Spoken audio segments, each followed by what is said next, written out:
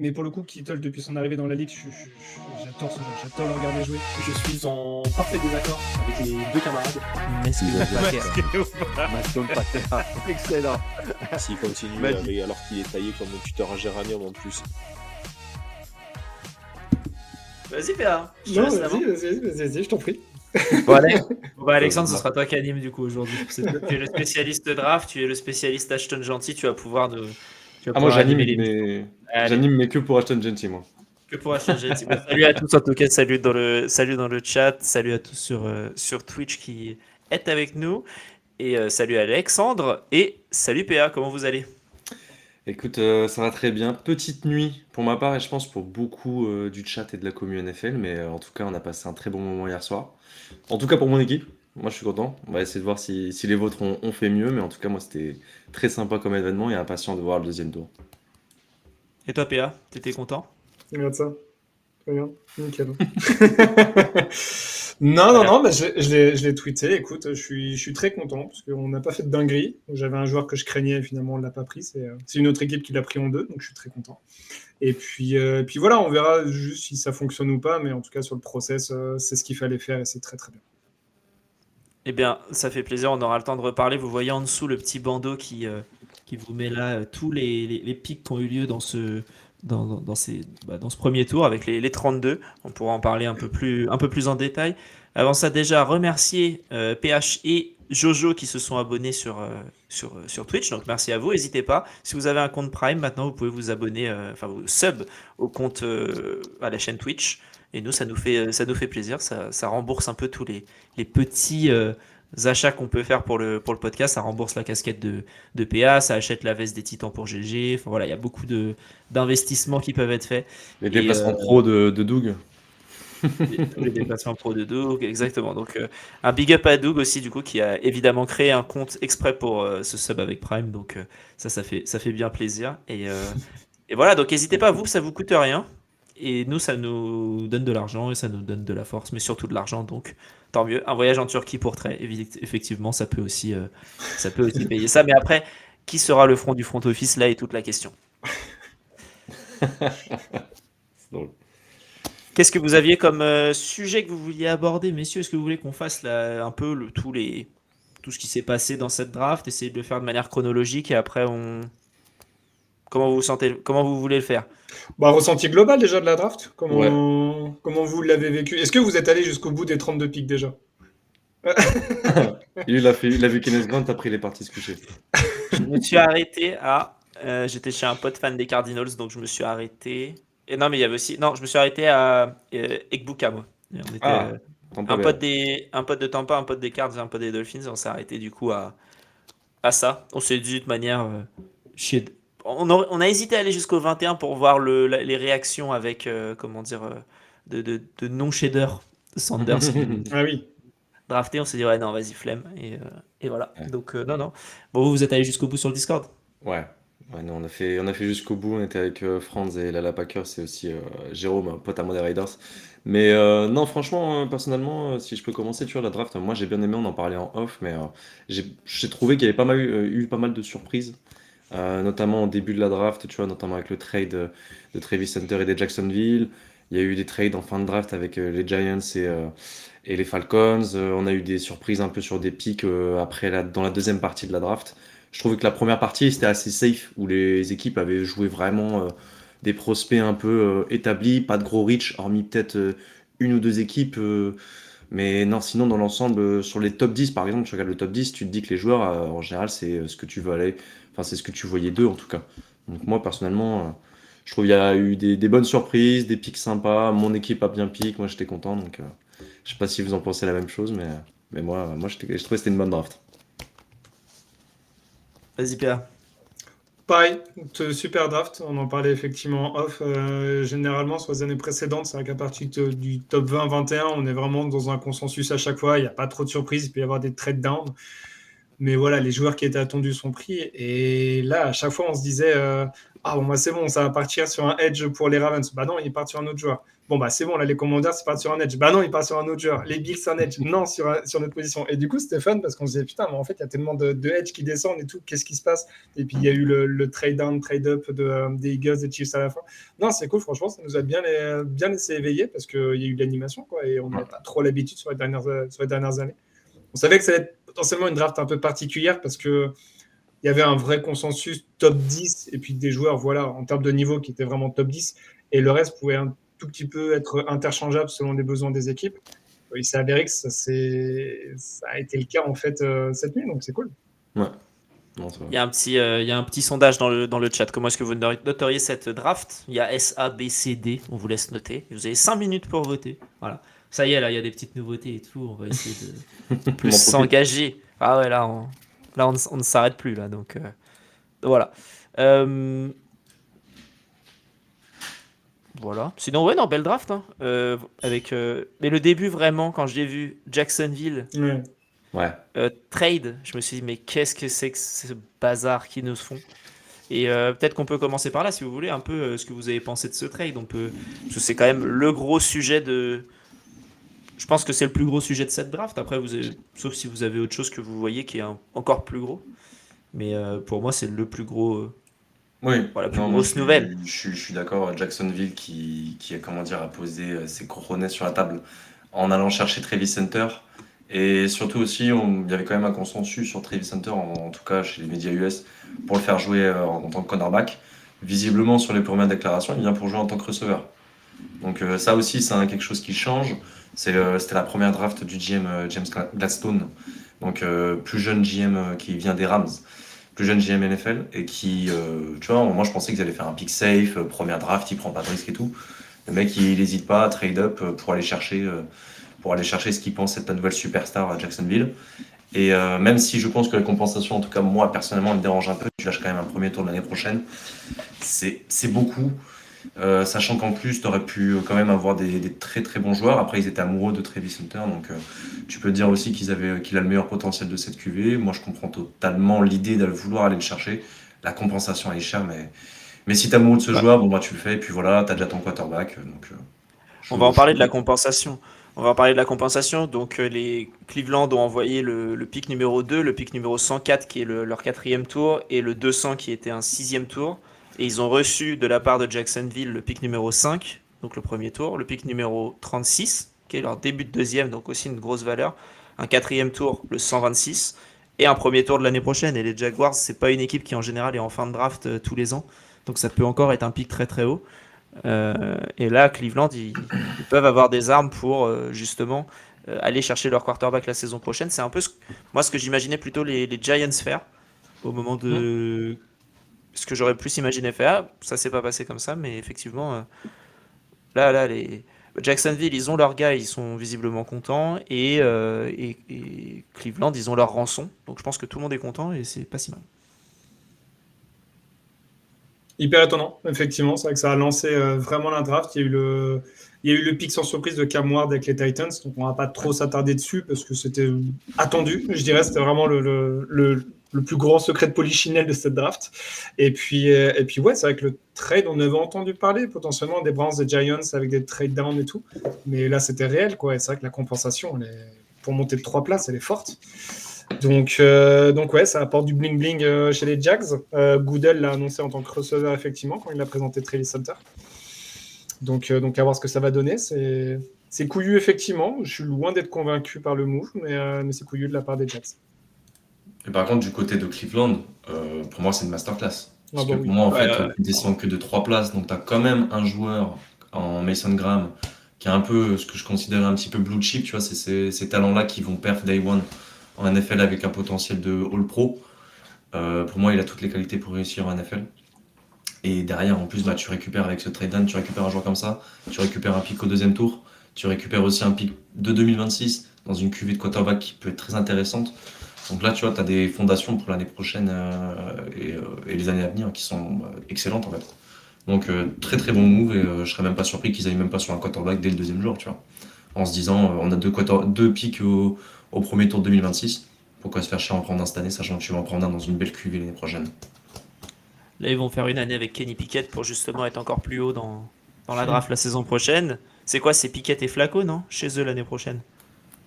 C'est pas Ouais, en pour fait. l'instant, si c'est Oui, ça. t'as toujours Watson. Oui, non mais. Oui, En omettant Watson, oui. C'est ça. c'est ça. Mais si pour répondre à Keradino, il dit très cher payé par les Jags, le Hunter il va avoir une pression folle. Je pense que Hunter c'est pas le problème. Je pense que lui ils ont de la pression, ils s'en fichent un peu. Je pense que c'est pas le souci. Après ça va être surtout de voir comment il réussit à gérer le double plateau. S'il le fait déjà et à quel moment il pourra le gérer. Donc moi j'attends de voir surtout sur cet aspect-là. Après le joueur pour moi il a une mentalité. Le mec tu sens que c'est un champion né donc il veut tout exploser en NFL. Je pense que c'est sa mentalité. Et après, on va voir si avec le côté double plateau, il va le payer cher sur son physique. Ça va être très intriguant à suivre. Quelque chose à rajouter sur Travis? Non. Très bien, très bien, très bien. Numéro 3, du coup, les Giants sont prêts à Abdul Carter, pas trop de surprise à ce moment-là aussi. Non, je suis meilleur joueur de la QV. Moi, c'était le meilleur joueur de mon big board. Il y avait ce côté un petit peu où on se disait, ils ont déjà Kevin Thibodeau, Brian Burns, etc. Tu prends le meilleur joueur disponible, il n'y a pas de problème à ça. C'est un joueur qui va être game changer. Je pense qu'en vrai, même aussi, Kevin Thibodeau va pouvoir va être tradé peut-être dans la draft encore aujourd'hui ou demain. Ou dans Ils les ont pris semaines sa à venir. 5e option d'ailleurs. Peut-être pour que ce soit plus facile à échanger, je sais pas, à voir à voir comment ça se passe, mais non, en tout cas pour moi c'est un super joueur. Abdul Carter, il va être titulaire day one, ça va être le pass rusher d'avenir de ton équipe. C'est un très très bon choix. Pas de souci là-dessus. Petite question, vous, quand vous avez regardé la draft, est-ce que vous étiez sur quelle chaîne? Vous étiez sur DAZN ou vous étiez sur Bein? Moi, Bean à la base, mais comme je passe par MyCanal, j'avais 1 minute de décalage avec les gars, donc je suis passé par Dazan. Ok, parce que on pourra en parler sur certains pics, mais à chaque fois il faisait la promo, enfin il faisait le prono de chaque pic, et sur les 4 premiers, ils étaient tout le temps d'accord, donc ils ont donné les 4 qui sont sortis. Et après, ils donnaient, et je pense qu'ils n'ont pas eu un truc vrai de tout le reste de la draft. C'est quoi, Beansport? Ouais, Beansport, ouais. Sur Bein. Ils ont Après, drafté et tout, Bah, et nous ouais. non plus, hein, en fait. Enfin, Ouais, après, dans nous, l'idée, c'est ça. Non, après, c'est ça, il y a eu un des top petits 7, coups par-ci par-là, tu vois, mais on a dû dire à peu près 10 fois, bon bah là c'est Johnson, c'est bon, il sort, et puis c'est bon là. C'est la fin, tu vois. Ah ouais. Mais non. Bon, on aura le temps de parler de tout ça. PA, c'est ton moment. Ouais, C'est ton moment. Euh, le choix Ouais, safe. C'était quoi le truc politique? Le choix sûr, c'était pas ça, un truc comme ça? Il y a quelques années pour une personne qui voulait se présenter à la présidence. Mais ouais, c'était le joueur le plus safe, celui que personnellement je souhaitais aussi. Après, ça fonctionne ou ça fonctionne pas, on verra dans 4-5 ans. Mais en tout cas, comme j'ai dit en intro, le process est bon, le message est ultra bon envoyé à Drake May. on parle de Will Campbell du coup. Hein. On parle de Will Ouais. Campbell, ouais, l'offensive tackle. On n'est pas parti sur Membu qui a joué full droite en fait, et ça m'inquiétait profondément. On n'est pas parti sur Banks, on aurait pu parce que c'est à peu près les mêmes dimensions que Campbell, mais voilà, les stats parlent pour lui, son niveau universitaire parle pour lui. Vas-y, go en fait. Enfin, tu risques rien du tout dans l'absolu. Donc c'était le choix à faire. Ouais, non, très clairement, protéger Derek May, c'était pour moi la prio. Tu l'avais pas fait en free agency, ou en tout cas, tu avais pris Morgan Moses, mais c'était un peu le seul joueur. Puis il était à droite. Et il est à droite, donc pour moi c'est complémentaire à ce que tu as déjà sur ta O-line aussi. À voir si à terme il va être comment dire, placé en garde ou pas ou quoi, parce que je sais qu'aux US il y a un peu cette question-là avec ses longueurs de bras. Je pense que moi en tackle il va faire le job. Après, il y aura toujours cette interrogation, mais pour moi c'est le plancher solide de cette QV en termes d'O-line. Et après c'est O-line, tu vois, le mec qui dit première phrase de presse, il dit qu'il a envie de protéger Drake May jusqu'à la mort, tu vois. Donc, moi, c'est des phrases, je suis fan des Patriots, je me dirais content, tu vois, quand je vois ce genre de choses. Donc non, ça peut être sympa, ouais. Ça a l'air d'être le Joel de la draft. De celle-là. Ah ouais, mais pas au même niveau. C'est ça en fait. Ouais, si Joel, c'était il avait Joel quand qui même se présentait cette année, vraiment en top 4, c'était bon quoi. Mais ouais. C'est pas du même calibre ouais, que les Joe Alt, les Penesi Wall, etc. Je parle mentalement. Hein. Mentalement, moi, Oui, les par gars, contre, j'avais ouais. l'impression de revoir le même que. Comment dire? Mhm. Je parle vraiment uniquement mentalement, là, pour le coup. Ouais, non, clairement. Les Browns, après, qui ont un peu surpris leur monde, sauf si vous voulez continuer à parler sur Will Campbell. Bah, juste qu'on a dit qu'il pourrait donner sa vie pour Drake May. Damar Hamlin, lui, il l'a vraiment donné. Donc, tu vois. Y a- Aïe, aïe, aïe, aïe. On va se faire ban. C'est la première fois où on a l'affiliation, on va se faire ban, tu vois. Putain, en plus, on a du monde là on a du monde sur Twitch, c'est assez cool. Ça fait plaisir. N'hésitez pas d'ailleurs si vous n'êtes pas abonné à vous abonner à la chaîne, que ce soit juste suivre ou le petit sub qui fait plaisir. Euh, En 5, les Browns ont pris Mason Graham. Ce qui a. Il était annoncé en 5, mais plutôt aux Jaguars à l'époque. Mm. À l'époque, comme si c'était il y a 3 mois. Mais ouais, bon joueur, hein, mais vous en avez pensé quoi, vous, du coup, qu'il soit drafté du côté des Browns? Est-ce qu'il n'y avait Très pas mieux à solide. faire côté Browns? Pour moi, non, très solide. Pour moi, non. C'était quatrième joueur sur mon board à ce moment-là. T'avais besoin de quand même, comment dire, épauler Myles Garrett sur cette D-line, qui je trouve est un peu encore tout seul. Et là, quoi de mieux que de ramener un defensive tackle qui est capable de prendre des double teams, de mettre énormément de pression sur le quarterback adverse, d'être un bon run stopper également. Mentalité aussi, tu vois, c'est un mec qui veut se frotter au meilleur et tu le sens dans ses déclarations à chaque fois. Donc, pour moi, excellent pick, sachant qu'il y a eu le trade down, tu vois. Je pense que c'est peut-être même un des meilleurs picks de la draft avec le trade down en prise en compte. Ouais, quand tu feras le trade total pour Ouais, c'est Travis ça. Hunter et tu te diras, ah ouais, il y avait Mason Graham, il y avait en plus sûrement le gars du deuxième tour qu'ils vont prendre. Parce qu'il y a un monde où, comment dire, ils prennent au. Là, ils commencent la draft en 33, il y a un monde où. Attends, pourquoi il. Ah oui, ok. Ah oui, ils commencent la draft. Ouais, donc ils peuvent en plus Oui, commencer par. sur le deuxième tour, ouais. Ouais, ils peuvent en plus prendre Shader qui était annoncé pendant longtemps chez eux, ils peuvent le prendre au deuxième, en plus je- d'un Mason Graham. Je pense pas qu'ils vont le prendre, Ouais, je suis mais, pas sûr du tout non plus. mais ça aurait été quelque chose encore, enfin c'est quelque chose de possible et auquel cas là tu réussis encore plus ta draft. Ouais. Euh, Ouais non, Non, ils se mettent bien. Hein. Ils se mettent, enfin, avec le trade avec les Jacks, ils se mettent déjà pour l'année prochaine. On l'a dit avec le first pick, mais surtout là, ils ont 2 picks sur les 4 premiers choix, je crois, de ce soir. Enfin, ils se mettent vraiment très très bien parce que là, ils peuvent rajouter du talent, mais day one quoi. Donc en plus de Mason Graham et tu disais, là, il y a du monde. Hein. tu disais en plus, petite surprise, Mason Graham, il est très très bon contre le run. L'année dernière, Cleveland, ils se prenaient en moyenne 130 yards à la course par match. Ils étaient dernier tiers de la ligue. Donc, en fait, ça compense directement un besoin et une faiblesse de l'équipe en ayant fait un trade down et en ayant accumulé des assets. Qu'est-ce que tu veux plus? C'est magnifique ce qu'ils ont fait. Enfin, et d'avoir trouvé un pigeon comme les Jacks pour monter et pour donner autant, c'est surtout ça.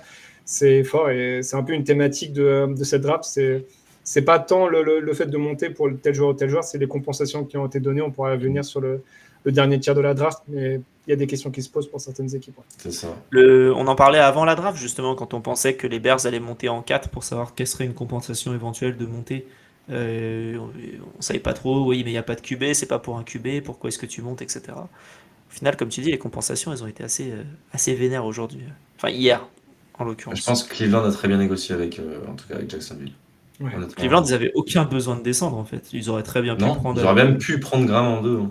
Ils auraient pu prendre Graham en 2, ils auraient pu prendre Carter en 2. Ouais. C'était bien, en vrai. Puis tu vois là, ils ont le 33 et le 36. Tu vois, Loxy, il dit Luther Burden et Trayvon Anderson et je suis nu. Je comprendrais, personnellement, parce que c'est 2 top joueurs. Et tu vois, moi, je les verrais bien partir sur des choix offensifs pour après. Quoi. Peut-être pas QB, mais au moins des skill players.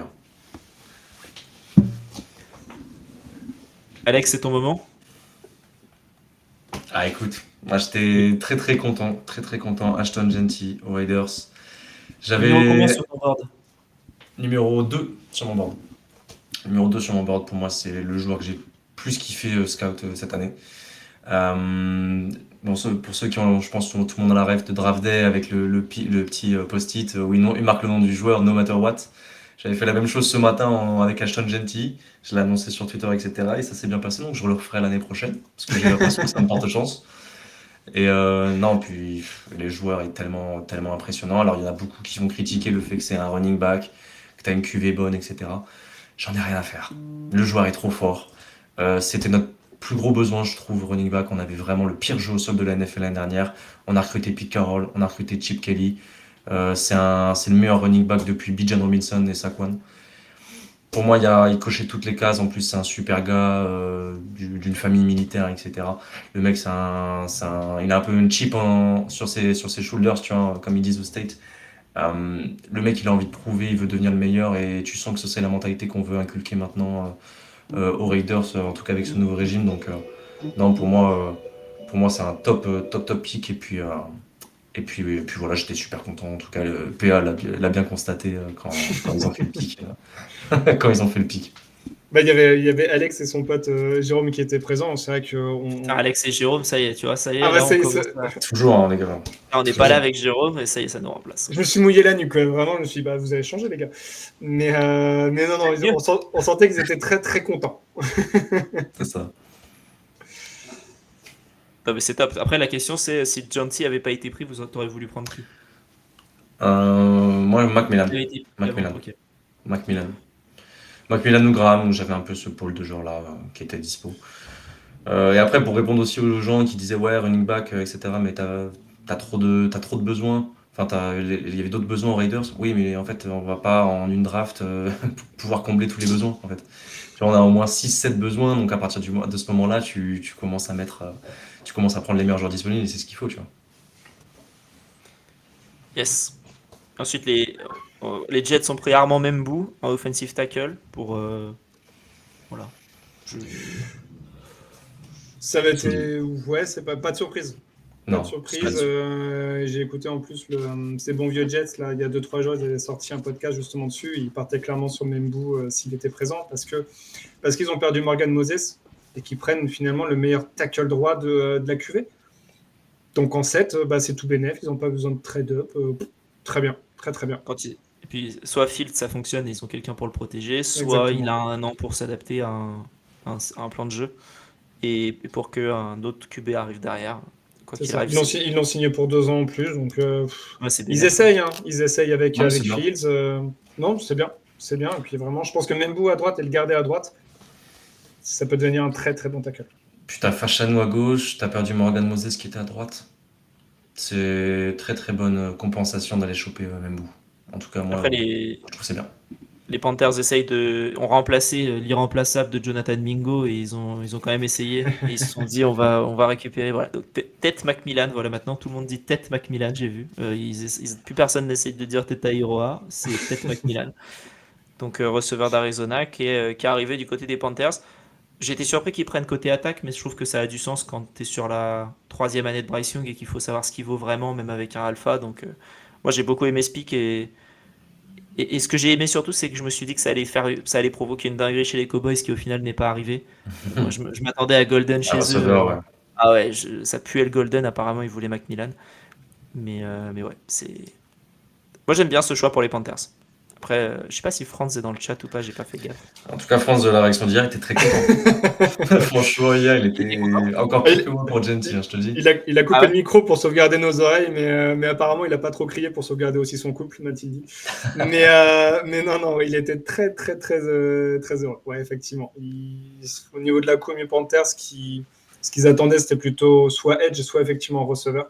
Et puis, tu prends ce qui peut être considéré comme les meilleurs receveurs de la QV ou receveurs purs, si tu enlèves Travis Oui, Hunter. c'est dans Travis Hunter, ouais. Donc c'est bien, et encore une fois, le message est bon pour Bryce Young. C'est toujours la même chose, c'est rassurer en fait ta pièce essentielle de ton équipe, que ce soit un edge s'il est présent, comme par exemple ont pu faire les Browns avec Graham, ils rassurent Garrett.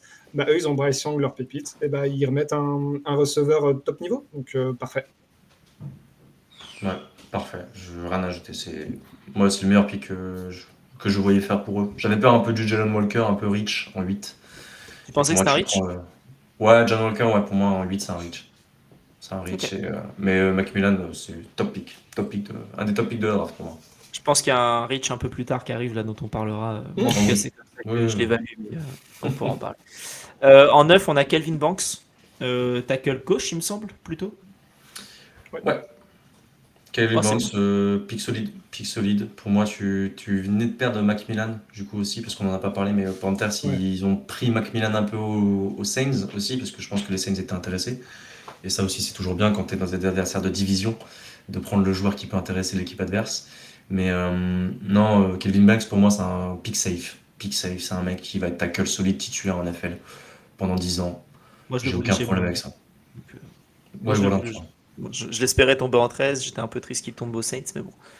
C'est la vie. Bon choix. Eux, ils ont sûrement 2 tackles pour longtemps, là. Avec Là, ils sont bien. et c'est Fuaga qu'ils ont aussi, hein, c'est ça. Faut quand même à voir qui tu mets à gauche, parce que de base, Banks, c'est quand même à gauche. Mais T'es sûr, Ouais. t'es sûr c'est pas Fashanu? c'est vrai qu'il n'a fait pas de te tromper hier. C'est une private joke, j'arrêtais pas de l'appeler Fashanu Fouaga, j'arrivais pas. Ah, la même, là, voilà. Toujours. Mais Fouaga, et c'est vrai qu'on en parlait en vocal hier soir, Fouaga, en université, il a joué à droite. Donc en Ouais. fait, alors, effectivement, il a bien joué à gauche l'année dernière. Donc tu te dis, est-ce que tu veux un petit peu affaiblir en fait ton O-line en mettant Fouaga à droite, en mettant Banks à gauche, ou alors garder finalement Fouaga à gauche qui a fait son taf l'année dernière et de mettre Banks à droite. Ça va être la vraie interrogation des Saints pendant l'intersaison et pendant justement et le training camp et les matchs de pré-saison. Je pense que là, ça va être un vrai test. Mais la seule question pour eux, c'est la seule question qu'ils doivent se poser parce que les deux doivent être titulaires en première journée de saison régulière. Oui, très clairement.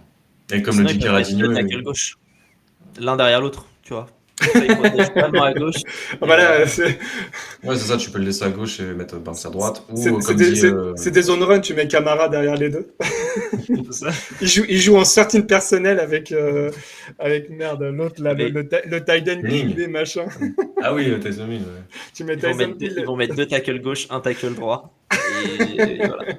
Ils vont s'en sortir comme ça. Et t'as Caradinho qui dit qu'il peut jouer garde, qui potentiellement peut avoir un gros potentiel sur le poste de garde. Ça peut être vrai aussi. Après, ça va être la question des Saints de savoir qu'est-ce qui va être le mieux pour eux.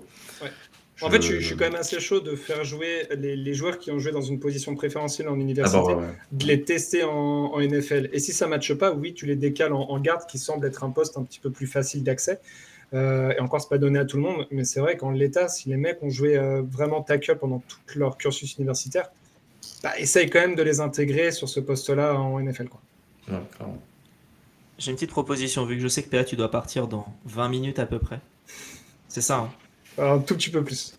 Un tout petit peu plus. Est-ce qu'on se ferait pas les 2 trade-up qui ont eu lieu à la fin du premier tour? Allez, On se parle vas-y. de ça, comme ça on en parle le temps qu'il faut, et après au pire avec Alexandre on fera les autres, ou on peut voir d'autres picks que vous avez aimés, on peut voir ça. Comme ça on aura fait le top 9, ce qui est déjà bien, on s'évite le Colston Loveland tout de suite. Et on peut partir d'autres reach ou d'autres trade-up. Donc le premier trade-up qui a eu lieu, le premier autre trade-up dont on n'avait pas parlé, c'est les Giants qui montent jusqu'en 25, qui échangent avec les Texans pour aller chercher un QB. Et c'est Jackson Dart au final, ce n'est pas Shedeur Sanders. Je te laisse. La compensation très rapidement, ils ont récupéré uniquement le pick numéro 25, ils ont envoyé leur deuxième et troisième de cette année, donc 34 et 99, plus un troisième de l'année prochaine. J'aime beaucoup la compensation parce que je trouve pas ça lourd et je revérifie juste un truc, c'est qu'ils ont toujours un pic au troisième tour en fait. Ils en avaient 2 avant le début de la draft, donc en fait ils se mettent toujours pas le premier du troisième. C'est ça. Donc en fait ils se mettent pas du tout à poil pour cette draft là. Et puis un troisième tour de l'année prochaine, pour moi ça reste assez anodin pour remonter surtout en 21 ou en 22. Maintenant de prendre ce QB là, je suis pas. En fait, pour moi, il n'y avait pas de QB qui méritait de trade-up en fin de premier tour. Je comprends la volonté, et c'est bien pour Dart de rester un an derrière un starter comme Wilson. Pour le coup, voilà, je pense qu'ils tombent dans une très bonne situation. L'année prochaine, potentiellement, les Giants pourront renforcer également leur O-line, soit en free agency, soit via la draft. Mais c'est vrai qu'en termes de niveau, j'ai du mal à comprendre le choix, en fait. Je pense sincèrement qu'il aurait pu être dispo en 2.2 ce soir. Ouais, moi je vais te dire honnêtement, j'aime pas. Moi, Jackson Dart, c'est un gros reach. Chez moi, il était, je crois, dans les choix 80 à peu près.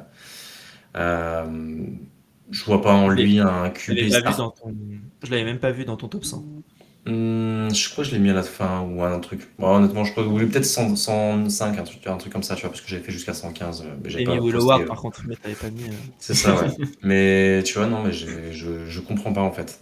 J'en avais parlé avec Valentin sur Twitter, qui évaluait un petit peu le quarterback de Lemis comme un troisième tour. Moi, j'étais à peu près sur ce range troisième, quatrième. Pour moi, je vois pas un quarterback titulaire, ou au moins pas avant 1 an, 2 ans. Il a des gros problèmes de lecture. c'est quand même un quarterback qui a du mal à lire sur plusieurs niveaux, tu vois. Il reste souvent coltiné à sa première ligne, à sa première lecture. Et derrière, il a du mal à scanner tout le terrain. Donc, moi, je pense qu'il a beaucoup de choses à travailler et j'aurais préféré un Sanders. Pour moi, je t'aurais dit c'est une masterclass s'ils avaient fait Sanders. Parce que pour moi, Sanders peut être un quarterback qui a le meilleur plancher de cette QV, plus que même Cam Ward, parce que Cam Ward, pour moi, a un gros potentiel, mais il y a encore beaucoup de choses à travailler. Sanders a quand même un bon plancher et qui peut être un solide titulaire en NFL. Peut-être pas un top 10, mais au moins un solide titulaire en NFL. Je suis assez déçu pour les fans des Giants d'avoir pris Dart et comme le disait à un moment Carradino dans le chat, mais moi je comprends pas trop leur gestion des QB, tu vois, parce que tu te dis tu prends Winston, tu prends Wilson, tu te dis que Valet pour un an, tu peux avoir ce bridge quarterback et attendre l'année prochaine pour prendre un meilleur quarterback dans une QV qui est plus remplie. Là tu lâches quand même du capital draft, surtout pour aller reach sur un gars que tu aurais potentiellement pu avoir en 32, en 33. C'est ça qui m'embête le plus en fait. C'est ça qui m'embête aussi. Donc, Est-ce que pour moi, s'ils c'est un peu- avaient. Est-ce qu'ils étaient montés, s'ils étaient montés pour Sanders, tu l'aurais vécu différemment, Alex? Ah mais oui, moi j'aurais dit, je t'ai dit c'est une masterclass de prendre Abdul Carter et Sanders en fin de premier tour. Excellent. Parfait. Parfait. Même si tu le laisses pendant 2-3 mois ou la moitié de la saison, tu vois, derrière La Wilson. saison entière même. Ou la saison entière, c'est pas déconnant, sachant que Wilson il part à la fin de saison. Donc moi j'ai aucun problème avec ça. Tu sentais en plus qu'ils avaient fait beaucoup de travail sur Sanders durant les processus pré-draft avec les 30 visites qu'ils l'avaient accueilli, ils avaient fait un repas avec lui. Enfin, tu vois, ça en général, il y a quand même. Enfin, nous, je sais qu'on l'a fait par exemple pour Genty, pas pour tous les autres prospects. Donc je me dis qu'en général, quand tu fais ça, c'est que tu es intéressé par le joueur. Voilà, c'est un peu étonnant, je trouve. Je pense qu'ils auraient pu monter de 34 à 31 et faire exactement la même chose. Ah ouais, aussi. Après, peut-être les Rams. Ouais, après, il faut faire attention. Parce que du coup, tu parlais des deux trades marquants, Giants et Falcons. Il y a aussi, pour moi, celui des Eagles et Casey sur lesquels on peut parler très rapidement. Mais en fait, si tu montes en 31, ça veut dire que Casey descend peut-être un petit peu trop bas pour prendre le tackle qu'il voulait. Donc en fait, je pense qu'eux, ils n'avaient pas forcément la possibilité, les Giants n'avaient pas la possibilité de trade-up avec une autre équipe que ce qu'ils ont fait. Vraiment, C'est même en ça mon 32, je veux interrogation. dire. C'est ça, moi, le. Ah oui, mais oui, ils auraient peut-être dit non, les Eagles, Ouais, mais. c'est ça. C'est Les qu'en fait, Bills, ils tu auraient pu, peux parce que être tu peux être demandeur, mais il faut trouver vendeur. Et peut-être qu'à ce jeu-là, finalement, il n'y a pas eu de vendeur. je Ou pense alors que que les Bills, si ils tu auraient- vends pas trop la maison, quoi. Aussi. les Bills, tu montes de 4 places, ils ont pris Maxwell Hairston, ça me surprendrait s'il n'avait pas été là en 34 aussi. Ouais, tu vois, il aurait été Je là trouve- aussi, je pense. Je trouve qu'ils sont montés un peu haut, en fait. Je pense qu'ils avaient très peur du pick 33 des Browns, mais Ouais, tu vois, comme dit Jojo, ils essayaient a priori de trade up depuis le choix 22. Donc tu vois, c'est pas déconnant aussi de leur Pour part. les Eagles. Ouais, parce que tu vois, c'est vrai que Jet Campbell, c'est quand même un joueur qu'on a vu souvent mock dans la première Ouais. partie Attends, on parle des du Eagles, premier tour. C'est les Eagles. Jojo, ouais. Jojo, c'est Eagles. Ah ok, ouais, Jojo, c'est Eagles. C'est Eagles, Ouais. ouais. Donc ouais, tu savais que Jet Campbell, c'était un des joueurs les plus intéressants sur cette fin de premier tour, qui était encore disponible. Donc, On de toute peut façon, en parler mais- rapidement de ce pick, parce qu'effectivement, Jihad Campbell qui est encore dispo en 31, c'est le Abdul Carter au final qu'on disait Oui. il va tomber aux Eagles. Au final, c'est Jihad Campbell comme d'hab. Hein, il y a un joueur qui tombe chez eux. Alors eux, ils sont montés d'une place en envoyant un fin de 4e tour pour c'est ça. Hein non, Cinquième. un cinquième. Cinquième. 164e pick Ouais. qu'ils ont envoyé. Donc oui, effectivement, c'est fin de 5e en plus. Donc voilà, ils ont monté d'une place pour récupérer Jihad Campbell, qui était considéré par beaucoup de monde comme un des meilleurs linebackers de la QV, si ce n'est le meilleur. En tout cas, celui avec le plus gros potentiel, ça c'est sûr et certain.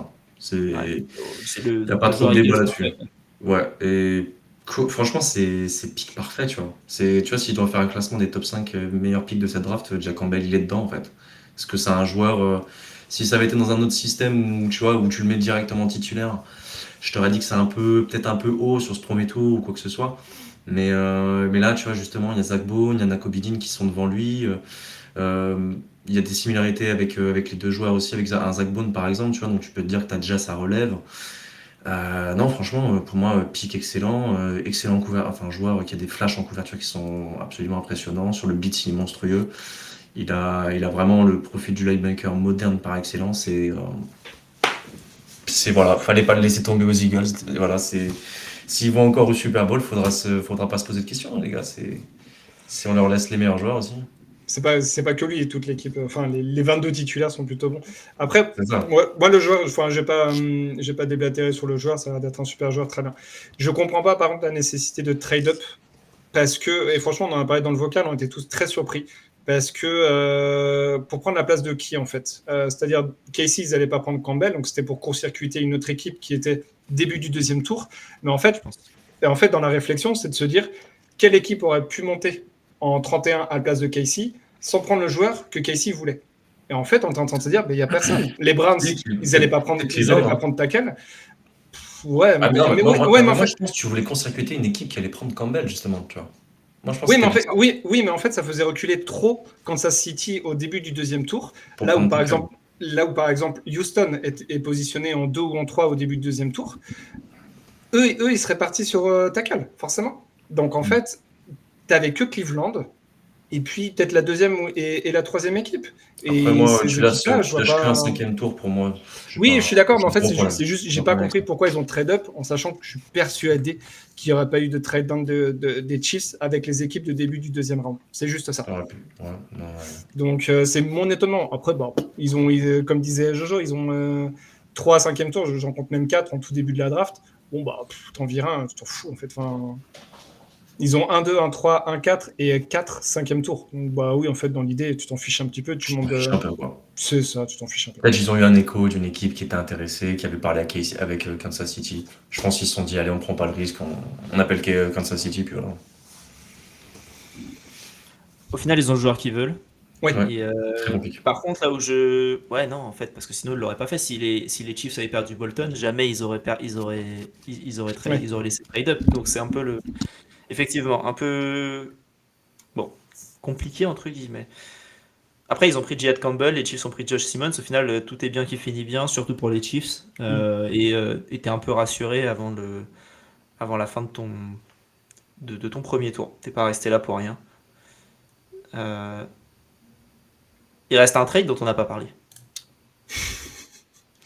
Les Rams. Vas-y, PH, je te laisse parler en Les Rams ont fait leur premier tour et leur troisième tour, donc le pick 26 et le pick 101, à Atlanta en échange de leur deuxième et septième tour, donc le pick 46 et 242.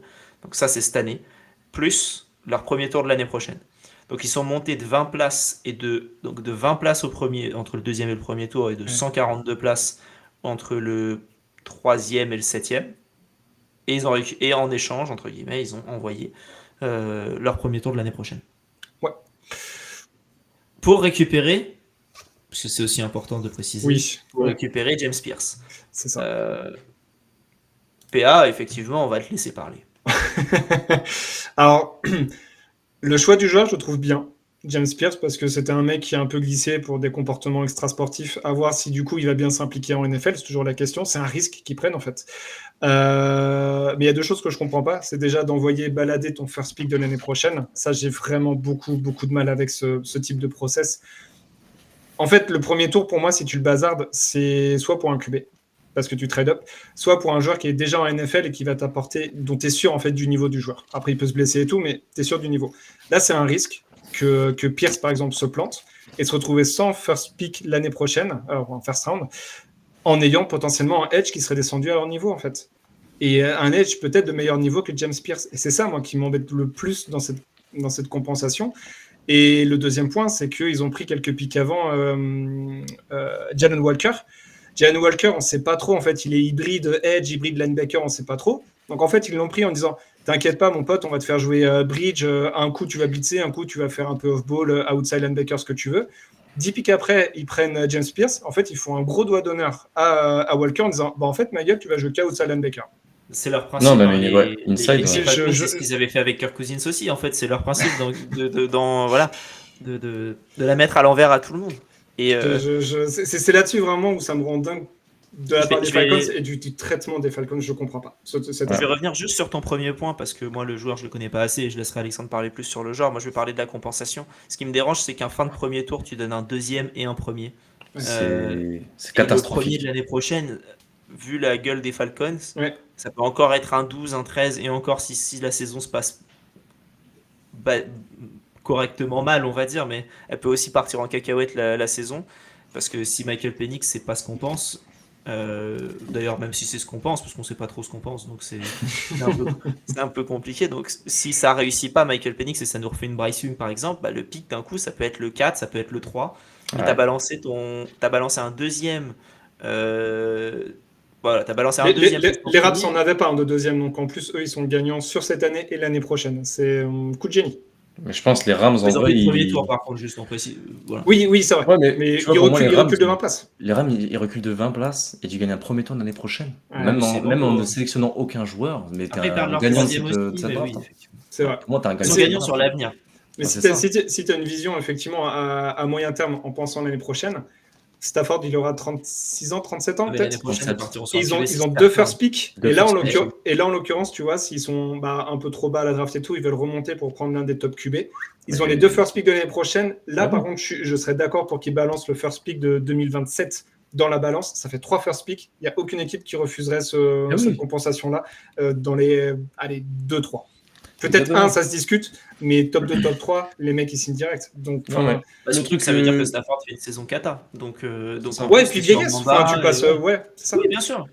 Moi, le truc que je comprends, enfin, je peux comprendre l'idée que t'es amoureuse du joueur James Pierce, tu vois. Je peux comprendre que t'as kiffé le joueur, que tu te dis que Baltimore voulait le prendre, parce que je pense que c'était Ouais. un peu le cas. Baltimore pouvait être intéressé, être une des équipes qui pouvait prendre un edge.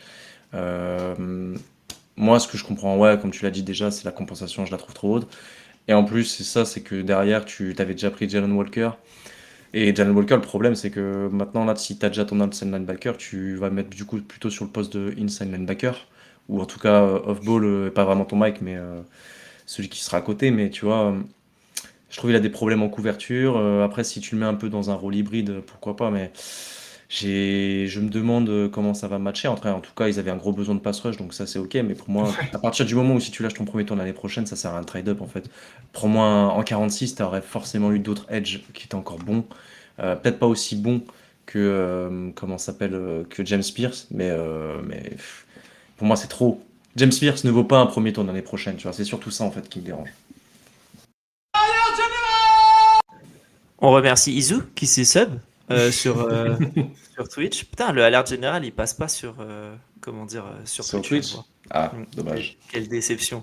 Mais voilà, en tout cas, merci Izu pour le Merci. sub, ça fait plaisir. Et puis voilà, on va réfléchir aux récompenses au fur et à mesure du temps, vu que c'est nouveau.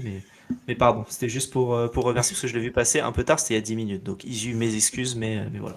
Mais est-ce que finalement, là, cette draft-là, c'est pas juste la conséquence de la draft de l'année dernière où ils ont pris Penix en 8 et ils avaient la possibilité de prendre un bon edge, type Jared Verse, type celui qui est parti aux Vikings. Et du coup, là, ils ont été obligés de faire n'importe quoi pour prendre deux edge, quoi. Non, mais après, en soi, ça reste des bons joueurs et ils vont apporter Day One. Ça, j'ai pas trop de problème là-dessus. Mais je pense que c'est ta stratégie à long terme qui, pour moi, me dérange. C'est vraiment Oui. de se débarrasser d'assets aussi valuables que des first picks. Ouais. Donc, ça, c'est vraiment la contrepartie qui me dérange vraiment. Après, James Pierce, j'aime beaucoup. Je trouve ça fit très bien. John Walker aussi, si t'es amoureux du joueur.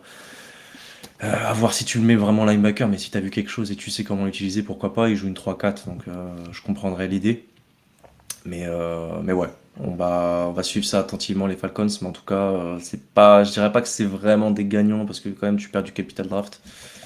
Mais en tout cas, ils sont quand même renforcés, mine de rien, donc bon, c'est à pondérer. Très bien. Très bien, très bien. Est-ce qu'il y a autre chose que... Parce que là, on a parlé du coup de tous les trades, Ouais. on a parlé un peu de tous les côtés. Je pense que le seul côté dont on n'a pas trop parlé, c'est Houston, qui est passé du coup de 25 à 34, mais qui a récupéré, comment dire, un premier, un troisième et un autre troisième l'année prochaine. Donc il y a quand même... Enfin, un deuxième, un troisième et un autre troisième, donc c'est pas dégueu non plus. On pense qu'ils vont faire quoi là, puisque c'est le deuxième pick tout à l'heure. Bah, moi, Houston, pour moi, c'est un gros perdant en vrai, tu vois. Genre, ils ont quand même ils ont trade down, ils ont quand même récupéré des assets, donc ok, ça peut être intéressant, mais comment dire, je pense qu'ils ont trade down parce que justement Donovan Jackson a été choisi aux Vikings au choix juste avant, et du coup ils se sont dit, tiens, c'est le joueur qu'on voulait, donc il est plus dispo. On n'a visiblement pas envie d'un Josh Connerly, parce que Josh Connerly était encore disponible à ce moment-là, donc ils veulent pas aller dessus. Là, je me demande, je pense qu'ils vont pas partir, enfin, ça m'étonnerait qu'ils partent au line, parce que tu vois, au line, là, il reste, soit tu reach à mort sur un mec, et je vois pas qui reste à fond, tu vois. Donc, c'est un peu une grosse interrogation sur ce qu'ils vont faire. Peut-être receveur, tu vois. Je me demande, vu que la blessure de Tank Dell et Stephon Diggs qui est parti. Mm.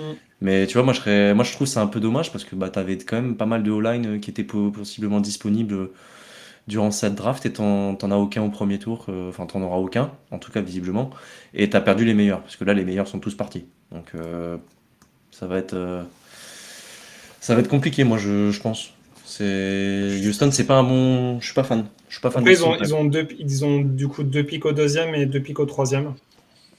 À Ouais, voir. mais C'est potentiellement une équipe qui va trade up dans le second tour, quoi.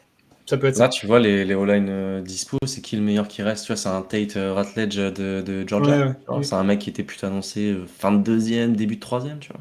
Et c'était tellement annoncé hein, que tous les Oh. meilleurs allaient partir en premier tour. C'était sûr. Tu vois, le Binesta, il le dit, bizarre la off-season de Houston, je suis d'accord. Est-ce qu'ils Un espéraient peu Josh bizarre. Simmons? Moi, je comprends pas pourquoi t'as pas Non, c'est gardé ma question. l'opportunité de l'avoir, tu vois. Tu Bah, prends. Enfin, peut-être parce que tu te dis, il en reste deux. Il reste. Je parle uniquement des joueurs draftés. Hein. Ouais. Il y a Connerly et Simmons qui sont tombés ensuite. Peut-être que tu te dis en 34, j'en aurai un des deux.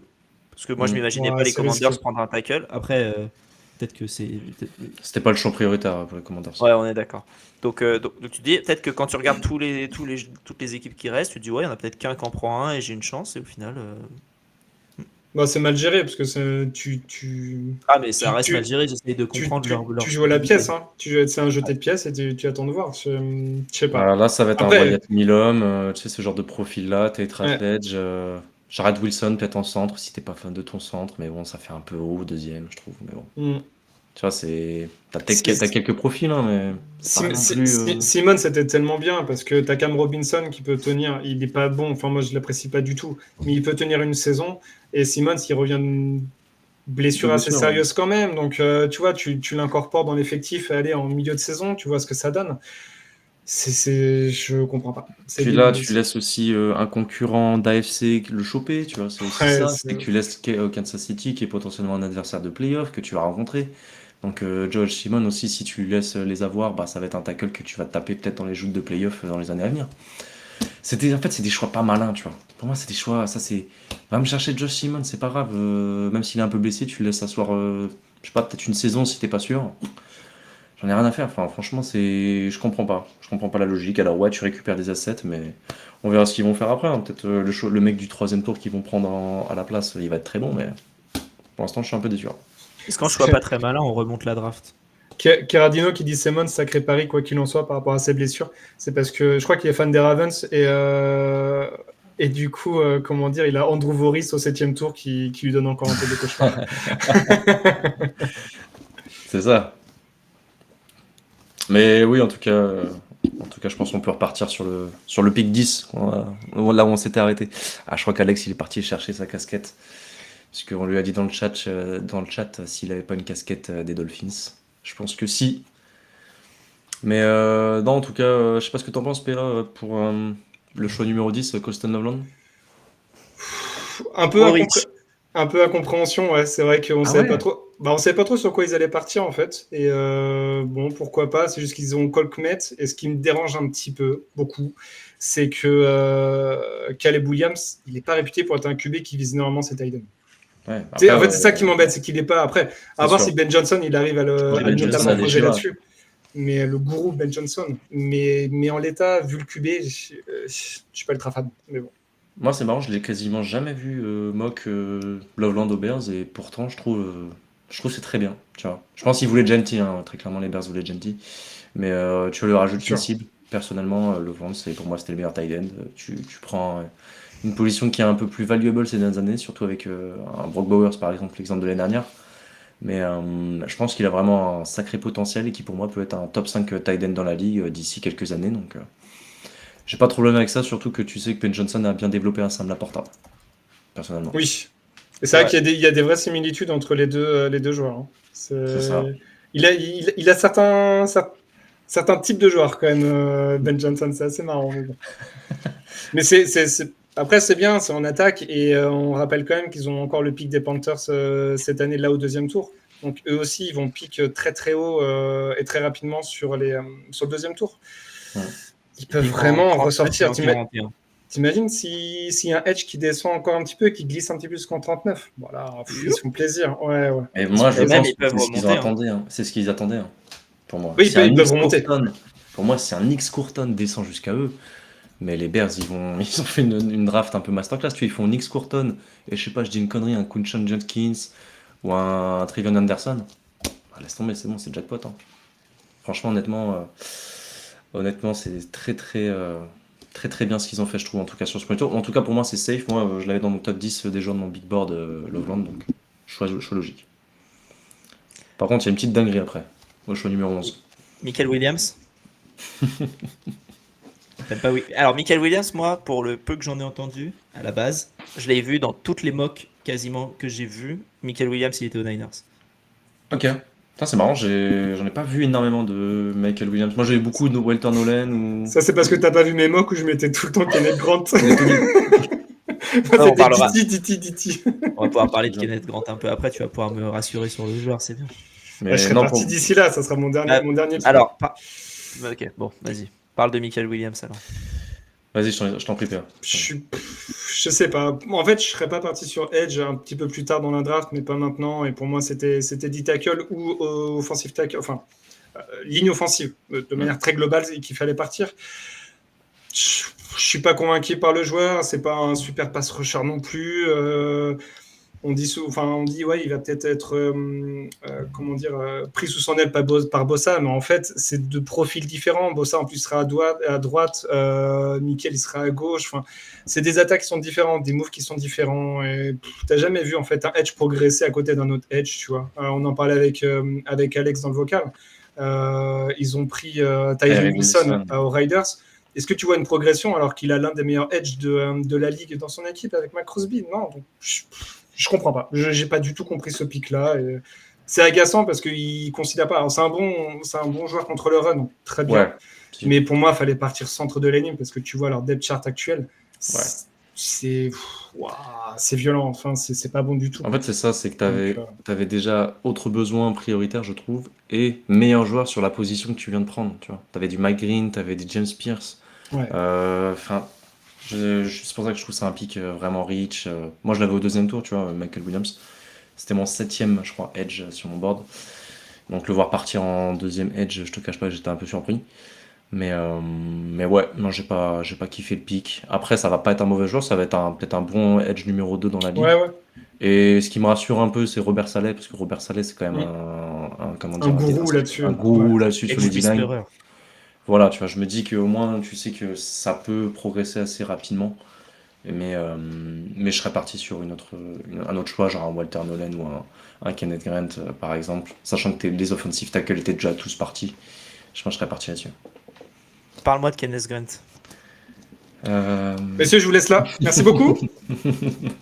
Ciao, PA. À ce soir. On se redit ce soir. Yes. Ciao. Non, Kenneth Grant, écoute, moi je kiffe le joueur. Votre pick, j'étais un peu deg parce que j'aurais bien aimé le voir tomber jusqu'à chez nous, jusqu'au Raiders, tu sais, peut-être en pick, un peu comme un Will Johnson qui descend. Mais pour moi, excellent joueur, c'était mon deuxième deep tackle. Je pense que c'est un mec déjà dans un premier temps qui va t'apporter sur les 2 premières tentatives, tu vois, sur le run stop notamment. Tu vas le mettre à côté de votre defensive tackle, c'est Ziller, je crois, c'est ça. Ouais, qui a fait une bonne saison, qui est complémentaire, je trouve aussi, qui lui a un peu plus un profil de 3 techniques, alors que Kenneth Grant est vraiment en plus un obstacle pur. Il y a du développement à faire, tu vois, sur le pass rush, mais en tout cas déjà vu son gabarit, tu sais que c'est un mec qui potentiellement, faudra pas le laisser en 1 contre 1 sur le pass rush. Ça, donc ça va être intéressant à voir. Et pour moi, tu es aussi un mec avec un plancher ultra solide, vraie mentalité. Le gars, il sort de Michigan. Enfin, il a été champion national. Il a quand même joué depuis un petit moment maintenant dans le circuit CFB. Donc, choix très solide. Et en vrai, vu qu'il y a des réserves médicales sur Will Johnson, je peux comprendre l'idée de pas être allé sur un Will Johnson, vu comment tout le monde a l'air de le bouder un petit peu sur ce premier tour. En espérant qu'il tombe jusqu'au 48. Ça m'étonnerait, mais... C'est pas impossible, non, si tout le monde a peur de son genou, tu vois. Mais Ouais. ça m'étonnerait aussi. Les Cowboys en 12 ont pris Tyler Booker, offensive guard. Choix surprenant, parce que je pensais qu'ils allaient faire un peu nimp, mais... Ils ont perdu Zach Martin, écoute, choix logique, hein. Moi, j'ai rien à redire sur ce choix. En plus, c'est un des fits les plus évidents, je trouve, pour Booker, Ouais. qui est plus un mec à l'aise sur des schémas nord-sud. Tu vois, tu lui demandes pas de faire des décrochements sur le côté, aller parcourir 20 mètres sur le côté. Non, par contre, c'est un mec très puissant, très physique, qui saura t'ouvrir des brèches pour ton running game et protéger ton quarterback efficacement. Et pour moi, c'était le meilleur garde de cette QV. Donc, je l'avais 20e sur mon board, mais le prendre de quelques places un peu plus tôt, sachant que c'était un gros besoin et que tu avais perdu Zach Martin, excellent pick. Rien à dire. Très bien. Tyler Warren, on a parlé de Colston Loveland aux Bears, et il y a Tyler Warren qui lui est parti aux Colts. Alors moi je m'attendais à ce que les Colts fassent tout pour prendre Colston Loveland. Alors là ils se seraient amusés avec le marketing pour en faire tout. Il est sorti ça. un peu avant, ils ont pris au final Tyler Warren. Tyler Warren, j'ai vu qu'il était considéré par beaucoup, pas par toi, mais comme le meilleur tight end de la draft. Toi c'était Mm. Loveland. Ouais. Euh, En vrai, bon choix, je l'ai un peu plus bas sur mon board, mais je peux comprendre qu'il y ait des équipes qui sont un peu amoureuses de ce profil-là. Il a fait une saison incroyable à Penn State. C'est vraiment une menace en yard after catch et c'est quand même un joueur smart qui sait bien se démarquer, je trouve, sur plusieurs systèmes de jeu. Donc, il va t'apporter, notamment sur aussi le jeu contre à la course, mais aussi au jeu à la passe. Tu vois, ça va être une soupape de sécurité intéressante pour Richardson ou Daniel Jones, à voir qui sera le titulaire tout au long de la saison. Mais en tout cas, moi, j'avais pas grand chose à dire parce que c'est le choix, j'ai l'impression, qui est le plus évident depuis 3 mois. J'ai l'impression que je voyais des mocks des Américains depuis 3 mois. Ils étaient tout le temps sur Tyler Warren, aux Colts, à chaque mock quasiment. Il y a eu un peu la hype de le voir aux Jets. Je trouve oui, ça aux Jets, très très haut. Je Ah, trouve ça moi très aussi. très haut, perso. Donc, Je trouvais ça très Jets par contre. ouais, si, ça aurait pu. Ça aurait pu. Mais bon, tu vois, ça fait 2 années, ils font des choix malins. Comme nous, un peu, on va dire. Et on a arrêté de faire des choix de merde. Donc, on verra si ça paye dans le futur. Mais à voir ce que ça donne. Je pensais aussi que, tu vois, l'Indianapolis pouvait partir sur un Jet Campbell, tu vois. Qui ont des besoins sur Ouais. linebacker. Mais tu vois, je trouve que là, comment dire, les Colts, d'un point de vue skill player, ils ont quand même une escouade qui est assez vénère là, entre eux. C'est Euh, quoi? C'est Pittman, Pittman, euh, Pierce, Josh Downs, Josh Downs, Taylor en Jonathan running Taylor, back. Ouais. Tyler Warren, Mitchell aussi, Donovan Mitchell qu'ils ont drafté au deuxième tour l'année dernière, Adonai tu vois, Mitchell, aussi. effectivement. Là, Franchement, enfin, il y a du monde. Il y a du monde. Donc, tu mets quand même. Après, la ligne, je saurais pas te dire la ligne si elle est bonne ou pas. bah, t'as Je toujours pense que Quentin Nelson qui est un peu oui. ton, ton joueur très très fort. Et t'as Bernard Rayman aussi qui a fait une très bonne saison. T'as perdu quand même 2 titulaires, mais Je pense que c'est globalement, là, pas tu mets le QB que tu mets derrière, comment dire, derrière le centre, le QB qui est derrière, il a tout pour réussir. Enfin, en Ah tout oui, cas, il a il a les armes pas d'excuses. pour. Pour moi, il a pas d'excuses. Et comme le dit Lala Packers, Ouais. en fantasy, c'est la merde pour Warren. Parce que moi, je suis un peu d'accord. En soi, Warren, Mais c'est il y a pas trop le de monde. mec qui va. Sachant déjà qu'il y a du monde. Mais en plus, tu vois, Richardson, je pense pas que ce soit un mec qui target de ouf ses tight ends. Ou en tout Non. cas, qu'il faudra peut-être qu'il apprenne. Mais ça va être intéressant de voir. Après, comment on l'utilise. Tu vois, si tu l'utilises comme il l'utilisait à Penn State et tu lui donnes même des possibilités de courir sur des screens, etc., ce genre de choses, je pense, parce que c'est ce qu'il faudra l'utiliser comme ça, il faut lui donner beaucoup de ballons dans les mains pour qu'il soit performant. Ça va être très intriguant. Mais ça s'entend après, dans tous les cas, c'est une cible pour ton QB, que ce soit Richardson ou le prochain QB, ça dépend si Richardson reste à l'avenir. Ouais, ça m'étonnerait. Mais là, au Hmm. moins, il y aura tout pour. Il y aura tout pour comment dire. Bah, avoir les raisons pour le dégager, en tout cas. Ouais, c'est ça. Les Falcons ont pris Jalen Walker, on en a parlé un Ouais, peu on tout en à a l'heure. parlé, ça t'a- Les Cardinals ont pris Walter Nolan, donc qui était le 2 ou 3e tackle. Le 3e. Troisième, ouais, troisième ou Troisième quatrième, tackle je crois. pris. Moi, il était à peu près dans le même range avec. Bon, j'aime beaucoup Darius Alexander, mais qui est un joueur, un profil plus vieux, Qui n'est pas sorti encore. qui est pas encore sorti. Je pense qu'il sortira peut-être au deuxième tour, on verra bien. Mais Walter Nolan, oui, tu mises aussi sur un potentiel. Et tu vois, là, tout à l'heure, je regardais sur Twitter, tu avais comment ça s'appelle, la conférence de presse du coach qui expliquait un petit peu qu'est-ce qu'il avait, pourquoi il voulait prendre Walter Nolan. Et, euh, et tu sens que vraiment, ils avaient vraiment fait un gros boulot là-dessus de scouting sur ce joueur qui avait le côté fit aussi, qui marchait bien dans leur défense, tu vois. C'est quand même un mec qui va t'apporter tout de suite sur le poste intérieur de 3 techniques. Ils avaient déjà des mecs sur le poste de nose tackle qu'ils ont recruté cet été. Je crois qu'on en avait parlé dans une mock, je sais plus avec PA. Mais tu vois, ils avaient déjà des profils un peu plus gros gabarit. Lui, c'est vraiment ce profil de pass rusher à l'intérieur qui est très intéressant. T'as recruté Josh Sweat à l'intersaison, t'as Darius Robinson qui était là, qui était ton premier pick de l'année dernière. T'as, comment il s'appelle, Ojulari qui revient de blessure. Donc non, cette D-line, pour moi, c'est bien de continuer à construire sur cette D-line. Mon petit Osenfort, pour moi, fait un bon boulot.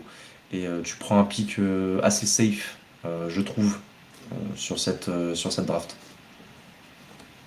Yes. Et Grexy dans le chat qui dit qu'il n'arrive pas à se hyper pour Nolan, lui qui est fan des Cards. Honnêtement, moi je pense que tu peux plus te hyper sur un Nolan que sur d'autres profils de defensive tackle parce que c'est quand même un joueur qui va t'apporter de la pénétration sur l'intérieur de la ligne, tu vois. Et c'est le mec qui va vraiment ouvrir des brèches et qui va obliger les prises à deux par la ligne offensive adverse et qui va ouvrir des brèches pour tes Josh Sweat et Ojulari. Donc justement, ça va être vraiment un joueur qui va être, peut-être pas la première année, mais tu vois, au moins dès la deuxième année, je pense qu'il va être très impactant dans ton équipe déjà. Yes. Shemar Stewart ensuite a été pris par les Bengals, defensive end. Oh. Oh. Lui, on sentait que ça allait être le reach de la draft. Ouais. Et au final, il est quand même tombé en 17, parce qu'il reste sûrement un reach, j'imagine. Mais Ouais, je l'avais j'avais peur deuxième qu'il tombe tour. encore plus haut.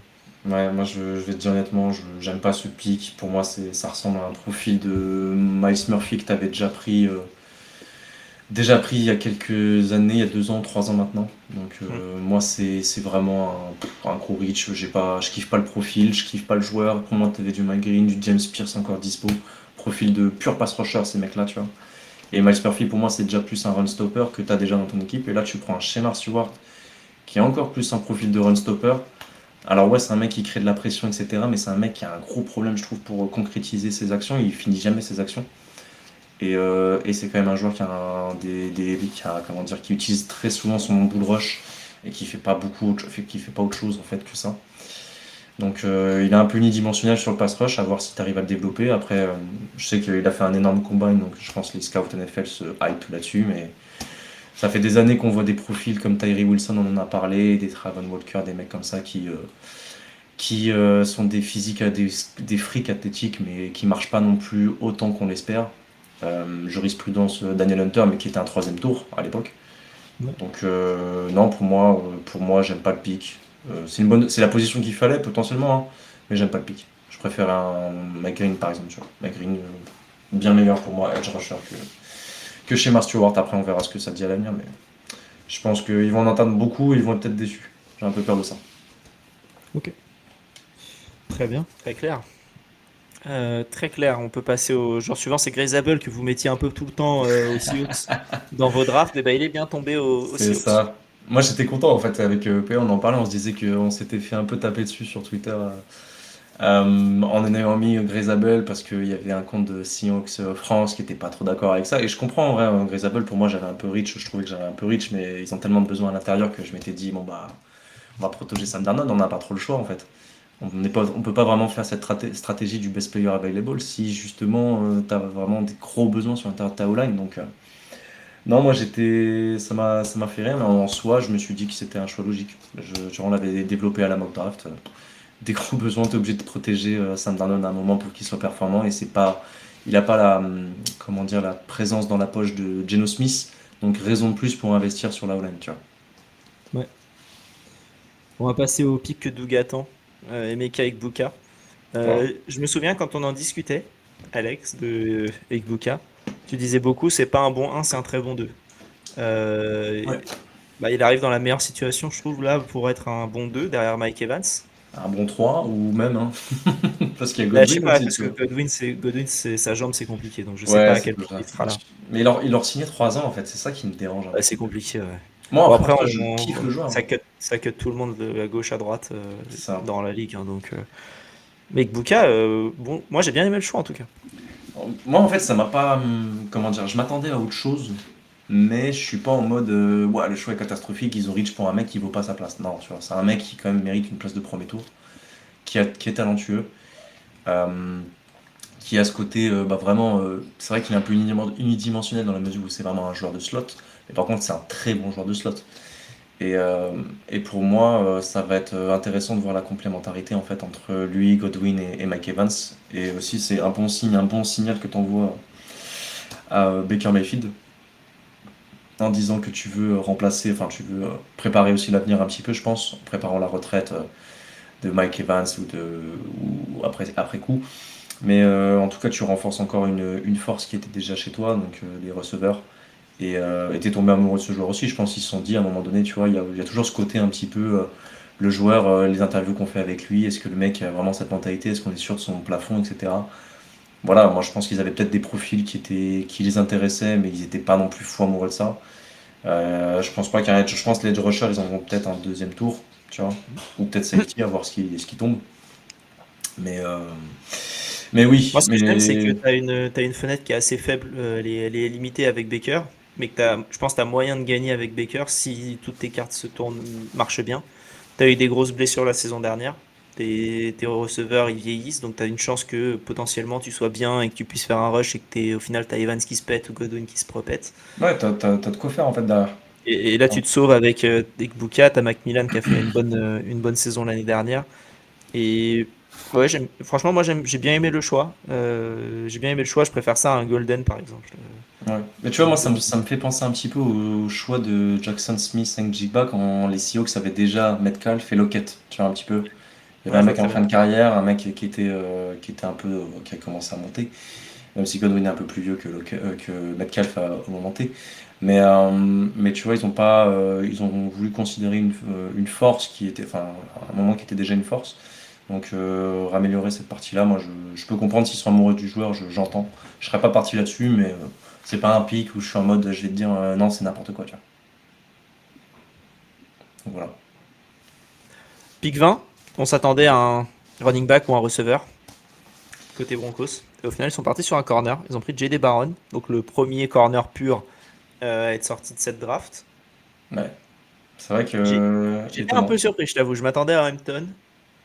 Ouais, moi aussi, Et Hampton, bah, tu vois, c'est vrai que moi, je pensais aussi à Burdon, parce que au receveur aussi, c'est un besoin chez eux.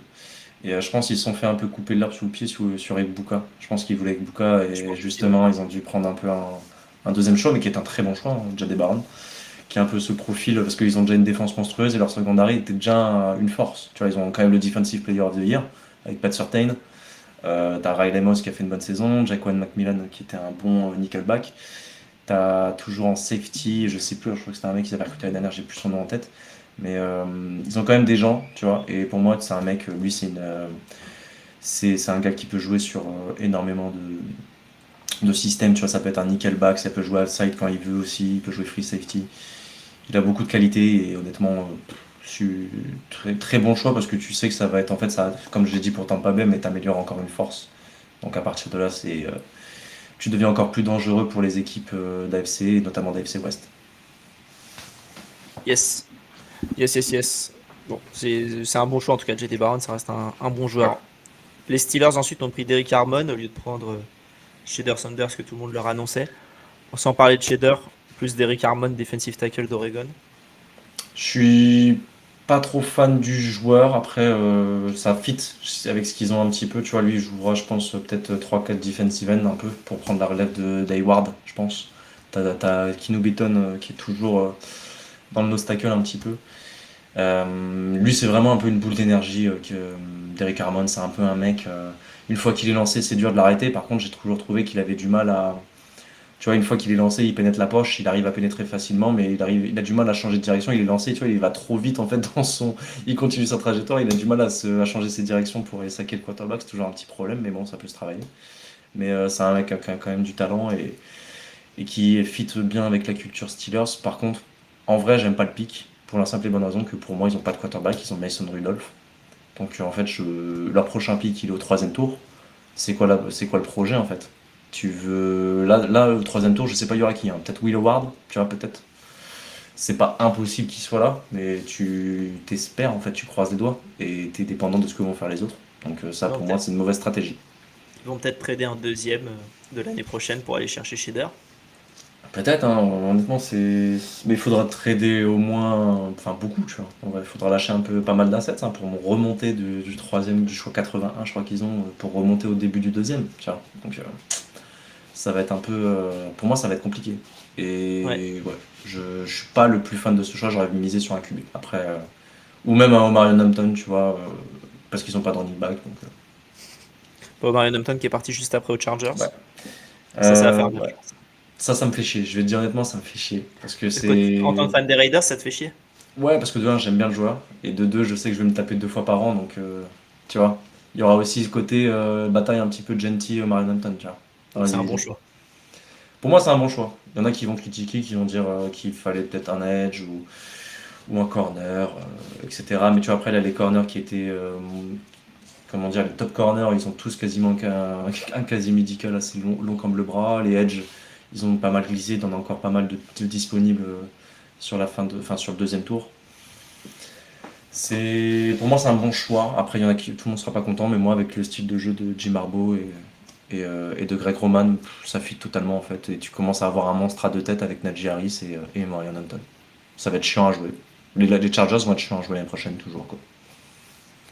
C'est un peu leur spécialité d'être chiant à jouer. Mm. Bon, ensuite, les Packers, grand moment sur ceux qui ont été sur le live de The Trick Play avec Valentin qui comment dire, disait que il ne pouvait pas se tromper. Presque Il ne pouvait pas. pas se tromper. Presque pas. Voilà, il ne pouvait. Non, je crois qu'il a même dit il ne peut pas se tromper. Et Ouais. bon, au final, ils ont récupéré Matthew Golden, receveur de Texas. Moi, honnêtement, je vais te dire très sincèrement, je l'avais dit, je crois, à la Packers, que je pouvais voir un monde où le Golden soit appelé, tu vois, puisque justement, il a fait un gros combine, etc. Et je comprends que tu avais des besoins en corner, enfin, pour moi, je serais parti sur corner ou edge. Mais receveur, ça aurait été mon troisième need, tu vois, sur lequel je serais parti. Et pour moi, ils ont quand même plusieurs joueurs qui savaient sélectionner tous un peu en même temps et qui arrivent tous un peu en fin de contrat. Il n'y en a quasiment aucun qui s'est vraiment imposé comme un numéro 1 ou numéro 2. Après, si tu as peut-être des Jaden Reed ou Romeo Dobbs, mais Romeo Dobbs, il n'arrête pas de se blesser, Watson aussi. Donc non, pour moi, il y a des Dontavion Wicks, mais il n'a pas de main. Donc t'as toujours cette question du receveur qui traîne un peu en suspens depuis le départ de Davante Adams. Et pour moi, c'est pas un si mauvais choix que ça, sachant que ce sera pas non plus un profil. Enfin, pour moi, il y en a beaucoup qui disaient qu'ils allaient le mettre, ça va être une deep, un joueur qui va jouer que dans le deep, et puis voilà. Pour moi, non, pour moi, il est excellent pour se démarquer sur les premiers et seconds niveaux, sur des zones intermédiaires. C'est pour moi peut-être l'un des meilleurs route runners de la QV avec Emeka Egbuka. Donc moi j'aime bien en fait, enfin j'aime bien le joueur, je vois le fit, je serais pas parti là-dessus par contre, tu vois. Donc c'est pour ça que c'est pas non plus le pic parfait. Et puis comme le dit la Packers, il a un manque de production aussi qui est notable, tu vois, c'est les faits. Hein. Il n'a pas non plus une production d'un receveur numéro 1 et ça je l'entends totalement. Et mais il y a toujours ce jeu un peu de projection, tu vois.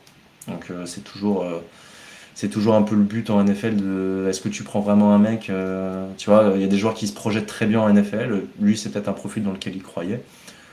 Je suis pas choqué. Je suis pas choqué, je peux comprendre qu'il y en ait certains qui soient déçus, qui voulaient autre chose, ça je l'entends totalement, mais je suis pas en mode c'est un pic horrible, tu vois. Après je suis pas fan des Packers, donc après je pense aussi une frustration depuis plusieurs drafts, tu vois, qui doit se jouer. Tu vois, tu veux un joueur, tu veux un besoin et il n'est pas adressé ce besoin, c'est un truc qui peut être frustrant, ça je l'ai bien vécu donc. Moi, je trouve pas ça ouf parce que je trouve pas que ce soit un besoin. Je comprends qu'il y a 2 joueurs qui sont en fin de contrat en Watson et Doubs et que Même pas deux, t'attends- il y en a 4. Je crois que Jaden Reed il va être en fin de contrat l'année prochaine aussi, je crois. Ok. Mais bon, il y en a forcément il y en un a que tu vas beaucoup. lâcher, mais Ouais, est-ce tu que leur signes. Golden, c'est vraiment le joueur que tu as envie d'avoir pour ça? Je pense qu'il y avait encore une fois, je pense que c'est une question de besoin, tu l'as dit.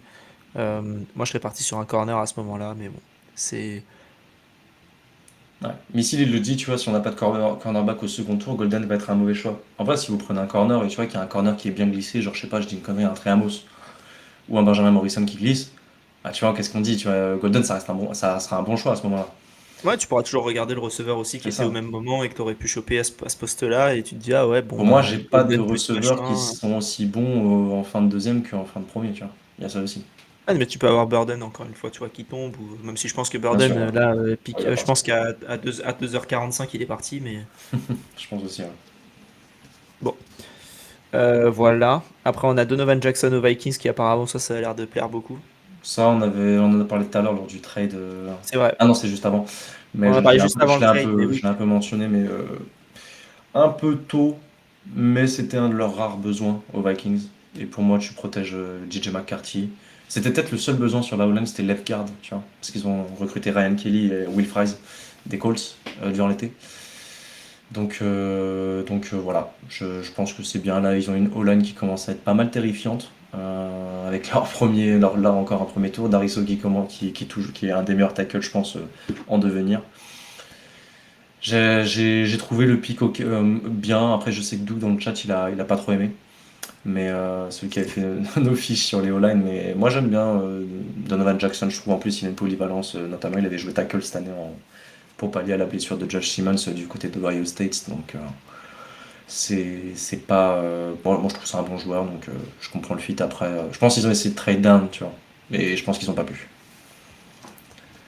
Donc, voilà. Yes. On a parlé de Jackson Dart, on a parlé de James Pierce.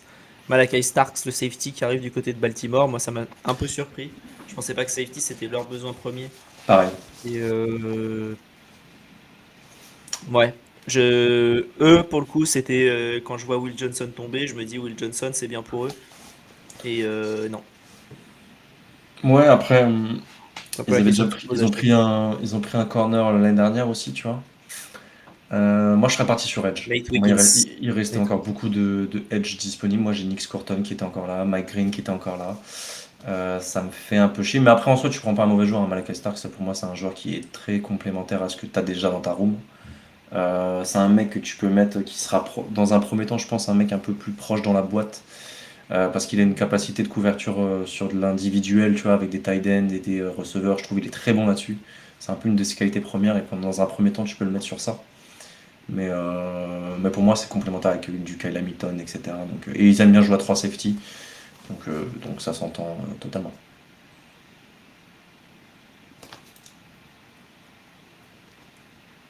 Yes, yes, yes. S'ils ont envie de jouer comme ça, très bien. Tyler Williams, defensive tackle qui arrive aux Lions. Pareil, je pense à partir de Baltimore, on s'est tous dit avec. Il y avait France, il y avait Lala Packers, il y avait avec PA, on se disait, bon, bah là, ça va être un edge pour Baltimore. Ils n'ont pas eu de edge. Pour le Detroit, ça va être un edge. Pour Washington, ça va être un edge. Et pas du tout, tu vois, à chaque fois. Donc, Tyler Williams, j'aime bien le joueur. Après, ils ont quand même. Ils ont déjà du monde dans la room de defensive tackle. Tu vois, ils ont Alim McNeil, DJ Reader, Levi Ozurike qui sont signés, je crois. Je trouve que ça fait un peu beaucoup, sachant que tu as aussi un besoin en edge. Après, DJ Reader est en fin de contrat l'année prochaine et Ozurike aussi. Donc, si tu penses qu'à l'avenir, il va être complémentaire à Alim McNeil, je l'entends, il n'y a pas de problème. Et c'est un vrai bon run stopper dans un premier temps, qui a des flashs sur le pass rush. Mais tu vois, c'est un peu ce mec qui va vraiment bloquer la course dans un premier temps, je pense. Tu vois. Donc moi Yes. j'aime bien le joueur, j'aime bien le pick, un peu rich entre guillemets, mais un tout petit peu, tu vois, mais je serais parti sur d'abord un edge quand même. Ok. Et après, donc, les Commanders, on a vu, ont pris Josh Connerly en offensive tackle, qui n'était pas forcément le besoin identifié premier. Pareil, j'aurais dit edge ou corner, tu vois. Edge ou corner. Corner, j'aurais bien vu chez eux, justement. Mais après, Tu peux faire une année, ouais, mais tu peux faire une année. Je pense pour remplacer Latimore l'année prochaine, tu vois, ça me paraissait bien de partir même sur un Johnson qui est blessé. Ouais. Dans lequel t'as peur, tu te dis bon, ok, tu prends une saison pour l'habituer. Mhm. Je pense pas que Dan Quinn et son defensive coordinator vont se faire virer la saison prochaine. Non. Faudrait vraiment un gros problème. Non, Et ouais. donc ouais, non, moi je serais parti plutôt sur un corner à ce niveau-là, ce qu'ont fait les Bills Ouais. du coup dans le pick d'après. Ouais. Non, d'accord. Trey Amos. Non, c'est qui? Non, c'est Maxwell Arston, pardon. J'étais sur Maxwell Trey Amos Arston, parce qu'ils avaient des besoins eux, aussi. je m'attendais à ce qu'ils prennent un safety. C'est l'autre safety dont j'ai oublié le nom. Pas Malachi. Xavier Watts. Ah non, Emmanori. Tu parles de lui? Ouais. Non, mon corner, je pense que c'est le nid de numéro 1. Je sais qu'on en parlait avec Pierre, qu'on avait fait une mock. Alors, on avait fait une mock avec PA pour les Bills. Et on en parlait lorsqu'on a fait un petit peu le débrief de la mock. Et il me disait aussi que comment ça s'appelle, cornerback, c'était un need à l'opposé de Brentford, qu'ils ont signé cet été. Donc moi non, j'aime bien Arston, je trouve ça un peu tôt malgré tout parce que pour moi il a des lacunes sur le run game, sur le run stop. J'aurais préféré un Trey Amos qui pour moi est plus, comment dire, ou Benjamin Morrison ou un Will Johnson, mais après t'as le quasi médical, donc si ça te fait peur, je peux comprendre que tu vas pas. Mais non, moi personnellement je pencherais plus aller sur un Trey Amos, mais Arston, ouais, il a ce côté qui est, il est ultra rapide, il a une recovery speed un petit peu. Donc dès qu'il laisse un peu d'espace au receveur, il arrive très vite à revenir dessus. Et je trouve qu'il a des très bons instincts sur de la zone. Donc tu vois, il a quand même cette capacité-là à être dangereux et à pouvoir anticiper des lancers. Et avec sa vitesse, bon, ça va être très compliqué de passer dans son dos aussi. Donc je pense qu'il s'assure aussi un côté pour pallier au potentiel fusée de la FC. Des fois, sur certains profils, bah, lui, tu pourras le mettre dessus, il n'y aura pas de problème. Mais en tant que cornerback numéro 1 bis, 2, je trouve que c'est bien. Plutôt 2 d'abord, mais parce que je pense qu'il y avait des mecs au-dessus à prendre qui avaient plus ce potentiel de cornerback 1. Mais bon choix dans la logique de ce que je pensais. C'est pas le joueur que je voulais, mais c'est un bon choix quand même parce que c'est une position à besoin. Ben voilà. Et après, c'est Jihad Campbell et Josh Simmons. Donc, on a parlé de tous les pics. C'est ça. Alex, t'as aussi fait comment dire, un petit tweet qui rappelait les joueurs de ton top 100 qui sont encore bien dispo. Ouais. Euh, Alors je je vais l'ai plus essayer, sous les yeux. Vas-y si tu arrives à le retrouver. je vais essayer de le retrouver et de le partager. Ce que je sais, alors, en tout cas, il y a Luther Burden, Mike Green, Nick Scorton. Donc déjà, ça, c'est des mecs que j'avais dans mon top 15, tu vois. Ouais. T'avais aussi, comment ça s'appelle le safety Xavier Watts. Moi, j'aime beaucoup Xavier Watts et je pense qu'il va être appelé assez tôt dans cette draft. Pour moi, c'est un ball hawk safety. Si tu veux un mec qui te crée des turnovers dans ton backfield défensif, pour moi, c'est le joueur parfait. C'était mon meilleur safety, mais voilà. Et après, bah, du coup, tu avais des Darius Alexander, toujours Shedeur Sanders qui est toujours disponible. Benjamin Morrison aussi, pareil, lui, c'est aussi son dossier médical à voir avec ses problèmes de hanche. Après, visiblement, je crois qu'il avait fait un Pro Day il y a quelques jours, ou en tout cas, il avait fait des entraînements et ça s'était plutôt bien déroulé de ce que j'ai entendu. Après, visiblement, il n'a pas l'air d'avoir fait l'effet escompté pour le premier tour. Mais on verra sur le deuxième s'il part un peu plus tôt. Et tu vois, j'ai mis Shavon Revel et Trey Amos qui sont aussi des corners que j'attends clairement dans ce range de début de deuxième tour. Et pour moi, je pense là, il y aura une course au corner sur le deuxième tour qui va arriver très vite. Tu vois. Ouais. Ça va arriver très très vite. Ouais. Là, on voit bien, je trouve, là, sur ce peut-être. Très bien. Je vais retirer juste le logo en haut. Voilà. Ouais. Et London Jackson aussi en edge. Pour moi, là, les edge, bah, de toute façon, c'est McGreen, Nick Scorton, Donovan Ezeruaku aussi, London Jackson, qui sont encore là disponibles à ce choix-là. Je pense là, ça va être edge, corner, ça va partir très vite, je pense. Donc je serais pas surpris qu'il y ait encore des très bons joueurs à la fin du deuxième, début de troisième qui soient toujours pas partis parce que pas des positions premium comme cornerback et edge. Donc non, en tout cas, moi perso, je suis très très hypé pour ce qui s'annonce là. Ça va être une bonne fin de draft. Ouais, Enfin, carrément. au deuxième jour, quoi. Ouais, non, ça va être très très cool. Et puis moi je suis content, en tout cas, j'ai le pick que je voulais aux Raiders, donc on verra si on arrive à faire un back-to-back de bons picks. L'année dernière, on avait fait Bowers et Jackson Powers Johnson. On verra si cette année on fait un bon truc. Toi, si tu avais un petit pick là pour tes Dolphins, t'aimerais bien quoi là? Ce qui tombe, moi, je veux un corner. Donc, Corner, parmi ouais. ceux que tu as dit, je veux soit Johnson, soit soit Revel, soit Amos.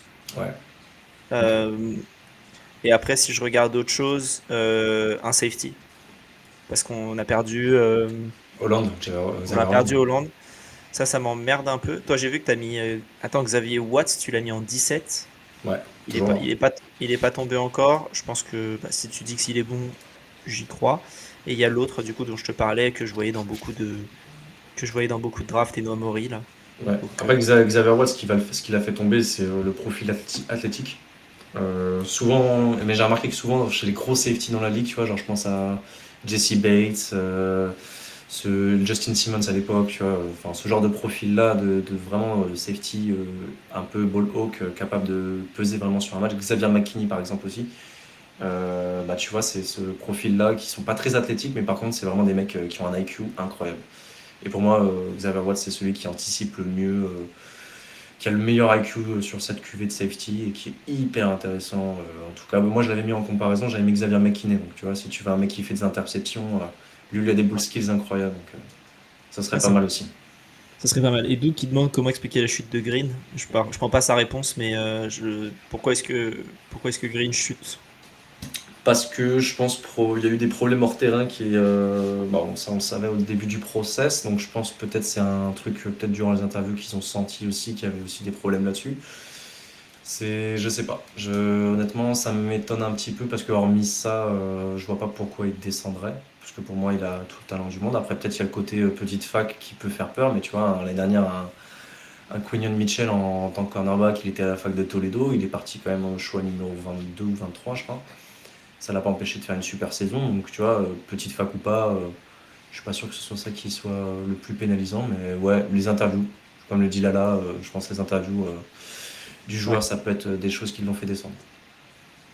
Ok. Est-ce que tu as autre chose que tu veux rajouter sur ce premier tour de la draft? Ou est-ce que vous avez des questions dans le chat? N'hésitez pas, hein. S'il y a d'autres questions comme celle de Doug, pour répondre à notre expert draft, juste ici. Expert avec un grand H, hein, si tu veux. Tu le mets où tu veux, le H, ça me va. Expert si tu as envie, tout. T'inquiète. Expert. Exactement. Mais ouais, non, Non, mais en n'hésitez tout pas à cas, poser des questions parce que voilà, c'est. non, et puis de toute façon, on va faire aussi, je pense, après la draft, nos avis globaux sur chaque pick. On va essayer de faire sur chaque équipe, je pense. Ça va être sympa aussi de faire un truc comme ça. Par équipe, le petit récap intersaison, on va voir si on le refait comme on avait fait l'année dernière. Et, Ouais, on va voir le format un petit peu, ça va être sympa. Yes, c'est ça. En tout Surprise cas, si Sanders sort pas en tour 2. ah, mais moi, oui. Moi, très clairement, pour moi, je serais très surpris s'il sort pas. Est-ce que Là, t'es déjà honnêtement. surpris qu'il soit pas sorti en tour 1? Moi, oui. Moi, je vais dire honnêtement, je savais qu'il allait descendre, mais je pensais pas qu'il allait passer Pittsburgh, ou en tout cas, tu vois, les Giants, quand je les ai vus trader, je me suis dit, bah, c'est pour Ouais, c'est Sanders, tu Shadow. vois. Ouais. C'est Shadow. Et là, franchement, ne pas le voir sortir, j'étais très choqué. Donc, non, très, très, très, très surpris, un petit peu. Et puis, je pense à aussi les interviews, tu vois. Les interviews de ce qui ressortait un petit peu, il y avait eu des petits problèmes sur Shadow à ce niveau-là. Donc, je pense qu'une équipe va le sélectionner durant ce deuxième tour. À voir laquelle. Personnellement, j'aurais peut-être une petite pièce sur les Saints, qui sont en choix 40, non, 40 je crois. En choix 40. Les Saints sont le choix 40, oui.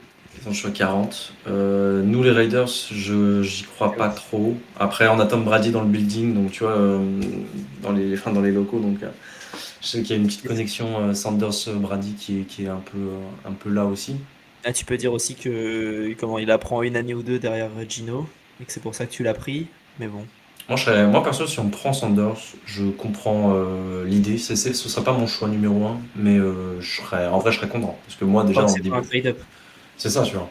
Et puis, moi, j'étais content, comment dire, enfin, au début du processus draft, même avant qu'on soit annoncé en 6e choix, quand à un moment on était annoncé dans les premiers choix, moi, j'étais en mode, bah, on n'a pas de quarterback, on va chercher Shadour, tu vois. Donc, si on arrive à l'avoir au deuxième tour, moi, je suis content. Même Ouais. s'il reste un an resté derrière Geno Smith, c'est pas trop déconnant. Mais ce serait pas non plus mon choix, parce que pour moi, je pense que Geno Smith a plus qu'une année dans les pattes. Et que je préfère la QV de draft 2026 aussi. Ouais. Donc c'est pour Ouais. Ouais, 2026, ça a l'air assez vénère au niveau QB. Ouais, après, je sais pas si Arch Manning il se présentera à ce moment-là, peut-être ce sera plus 2027 et tout, mais on surveillera ça de près en tout cas pour les fiches de l'année prochaine. On a hâte. On a hâte. Eh ben, écoute, je pense qu'on peut conclure ce live, 1h30. Carrément. Parfait. Il y a eu pas mal de monde, ça fait plaisir. Cet épisode, du coup, pour ceux qui l'ont écouté en format podcast, on l'a enregistré vendredi à 19h30. Donc, s'il y a des choses qui ne sont plus valables depuis, bah, vous avez la raison pourquoi. Mais voilà, et puis on va sûrement se reparler soit ce week-end, soit en début de semaine prochaine, on va voir. Et pour ceux qui n'ont pas vu, on a fait une Game Zone mercredi, qui sera en rediffusion sur YouTube en début de semaine prochaine aussi, après la draft. Et on s'est bien amusé avec les gars de The Trick Play. Si vous l'avez pas vu, on vous invitera à aller la voir. Je crois qu'elle est encore disponible sur Twitch. Si vous avez envie de voir ça en attendant, c'est dispo. Et après, ça arrivera sur YouTube. Pick 2, comment dire tour 2, tour 3 ce soir. Et ensuite, tour 4, 5, 6, 7 samedi. Ouais. Et puis voilà. Quelque chose à rajouter, monsieur ex-Michel Alexandre? Impatient, hein. Moi, franchement, là, je sais que ça va être un bon deuxième jour. Je pense qu'il y aura des petites dingueries. Je sens qu'il y a des mecs qui vont glisser. On va se dire, mais comment c'est possible que Will Johnson soit encore disponible au troisième tour? Tu vois, un truc comme ça. Donc, non, impatient, ça va être très sympa. Pour ceux qui ont envie de venir parler avec nous sur Discord, il y a un salon qui s'appelle Watch Party, où hier, il y a eu Alex, PA, Lala Packers, Lala Packers, France et Jérôme aussi, qui est un fan des Raiders, Bien. Tacoma Raiders. Ouais. Donc n'hésitez pas à venir et voilà. Et voilà, Vous oui, êtes bienvenus. Play l'a mis sur Twitch, ils l'ont laissé en fait pour l'instant. Donc c'était prévu. Donc voilà. Et voilà. Hâte de vous avoir tous dans le petit Discord. Si vous aimez pas trop Discord, vous avez pas envie de parler, il y a toujours The Trick Play qui fait leur live. Je crois que c'est à minuit 30 aujourd'hui. Je crois que le début est à 1h. 30, ouais. 30 minutes, ouais. 1h le début et minuit 30 le live de triplé. Très bien. Et ben, On donne de la force. Ouais, ils sont très très cool. Et puis on aura l'occasion de reparler de tous les pics qui ont lieu de cette nuit un peu plus tard dans un podcast. Ben, Alexandre, merci beaucoup. Merci Merci à tous toi. ceux qui étaient dans le live, dans le chat. Et on se revoit bientôt. Et vive le football!